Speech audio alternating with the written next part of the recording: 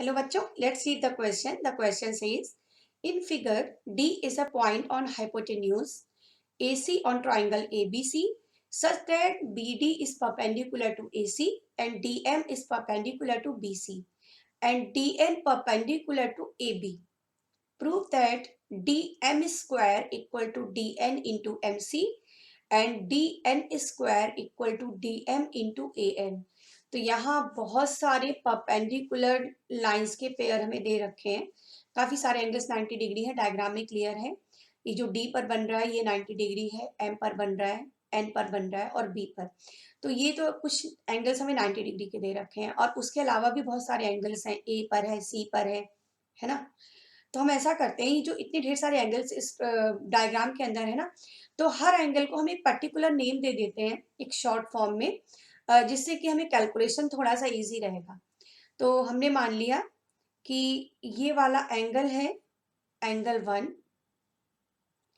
ये है एंगल 2, ये है एंगल 3, ये हो गया एंगल 4, इधर भी दो पार्ट्स कर रखे हैं, ये एंगल 5, ये वाला एंगल 6 और डी पर इधर भी अभी रह गया है, इसे 7 मान लेते हैं, इसे 8 मान लेते हैं।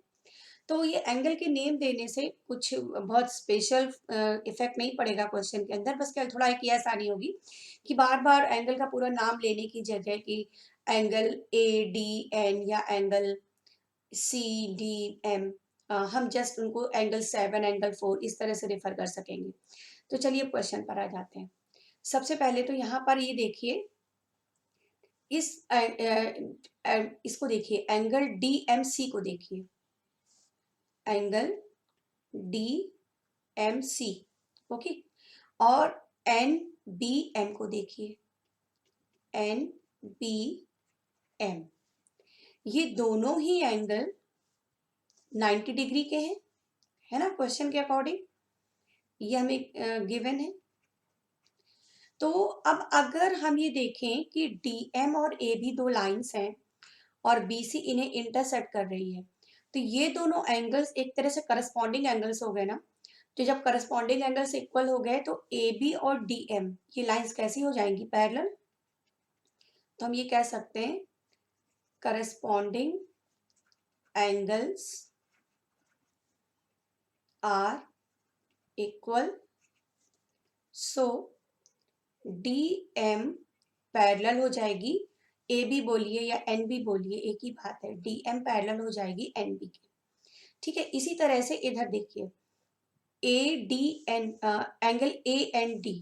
अब हम लेंगे दूसरे एंगल्स का पेयर लेते हैं, A and D, angle A and D और A B C, A B C लिख दीजिए या ए बी एम लिख दीजिए, same thing, A B M, ये दोनों 90 डिग्री है ना। तो अगेन करस्पॉन्डिंग एंगल सेम हो गए, करस्पॉन्डिंग एंगल्स आर इक्वल। अब जब करस्पॉन्डिंग एंगल्स इक्वल हो गए तो यहाँ पर डी एन और एम बी पैरेलल हो जाएंगी, डी एन पैरेलल हो जाएगी एम बी के। तो अब हम ये देख रहे हैं इन D N B M opposite sides कैसी हो गई, पैरेलल हो गई, opposite sides are parallel, opposite sides parallel हो गई और एटलीस्ट वन एंगल अगर 90 डिग्री है, अगर किसी भी क्वाड्रिलेटरल के अंदर अपोजिट साइड्स पैरेलल हैं और कोई भी एक एंगल 90 डिग्री है, जैसे हम यहाँ पर एम बी एन कंसीडर कर लेते हैं, एम बी एन 90 डिग्री, तो उसको हम कह सकते हैं कि वो रेक्टेंगल है। So D N B M is rectangle.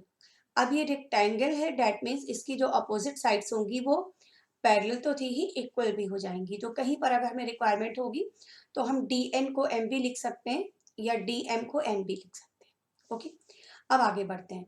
अब आ जाइए इधर, ये जो हमको दे रखा है एंगल 1 प्लस एंगल 4, ये कंप्लीट एंगल देखिए 90 डिग्री है ना। एंगल 1 प्लस एंगल 4, ये कंप्लीट एंगल है 90 डिग्री, इसे इक्वेशन 1 डाल के छोड़ दिया हमने। अब ले लीजिए ये वाला ट्राइंगल DMC। ट्राइंगल DMC को अगर हम लें तो angle 3 plus angle 4 plus DMC, ये वाला एंगल कितना है 90 है ना, इन तीनों का सम क्या हो जाएगा 180 bye angle sum property of triangle. So bye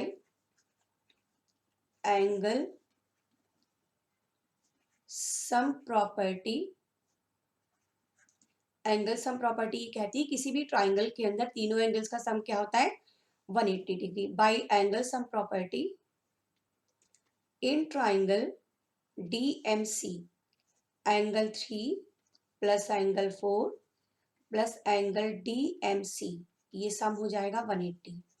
तो एंगल 3 प्लस एंगल 4, ये वाला एंगल 90 डिग्री दे रखा है हमें, है ना, तो 3 प्लस 4 कितना आ गया, ये भी 90 आ गया। इक्वेशन 2 मान लीजिए इसे। अब इक्वेशन 1 और 2 में हम देख रहे हैं कि राइट हैंड साइड तो सेम है, तो लेफ्ट हैंड साइड को हम इक्वेट कर सकते हैं। मीन्स एंगल 1 प्लस एंगल 4 बराबर हो गया एंगल 3 प्लस एंगल 4 के। एंगल 4 कैंसिल हो गया, तो फिलहाल हमें मिला एंगल 1 इक्वल टू एंगल 3 के। ओके, अब ले लीजिए अपने ये दो ट्राइंगल्स, अभी बताती हूँ। अब हमने ट्राइंगल ले लिया, in triangle DCM and triangle BDM। इन दोनों ट्राइंगल्स के अंदर अगर हम देखें तो हम ये देख रहे हैं कि एंगल 1 और एंगल 3 बराबर हो गए, ये भी अभी हमने फाइंड आउट किया। ओके, और एंगल DMC बराबर है एंगल DMB के, ये दोनों 90 डिग्री है, ये तो डायग्राम में हमें क्लियर है, क्वेश्चन में दे रखा है। तो जब भी किन्हीं भी दो ट्राइंगल्स के अंदर करस्पॉन्डिंग एंगल्स के दो पेयर सेम हो जाते हैं, तो यहाँ पर ये लगती है AA सिमिलैरिटी। कौन सी सिमिलैरिटी, AA सिमिलैरिटी। तो सो बाय AA सिमिलैरिटी ये दोनों ट्राइंगल्स हो जाएंगे सिमिलर। कौन कौन से, triangle DCM will be similar to triangle BDM। अब जब ये दोनों सिमिलर हो गए तो सिमिलर ट्राइंगल्स में क्या होता है कि जो रेशियो होता है करस्पॉन्डिंग साइड्स का वो इक्वल होता है। Ratio of corresponding sides is equal, ये इक्वल होगा। तो अभी करस्पॉन्डिंग साइड्स का रेशियो में अप्लाई कर दें तो मिल जाएगा DM upon BM equal to MC upon DM। Cross multiply कर लेते हैं, DM square equal to BM into MC।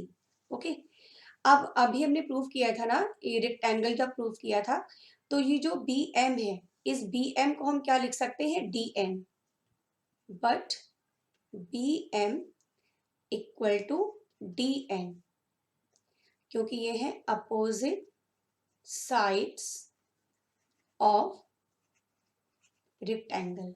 Okay, तो DM स्क्वायर क्या हो जाएगा, BM की जगह हमने लिख दिया DN इंटू MC। तो ये हमारा फर्स्ट रिजल्ट प्रूफ हो गया। ओके, ये फर्स्ट पार्ट प्रूफ हो गया। Now come to second part. Second part के लिए भी कुछ कुछ चीजें वही फॉलो करनी है हमें। तो सेकंड पार्ट में हम क्या करेंगे, अब हमने ले लिया ट्राइंगल DBN। तो ट्राइंगल DBN में फिर से लगा देते हैं angle sum property, bye angle sum property.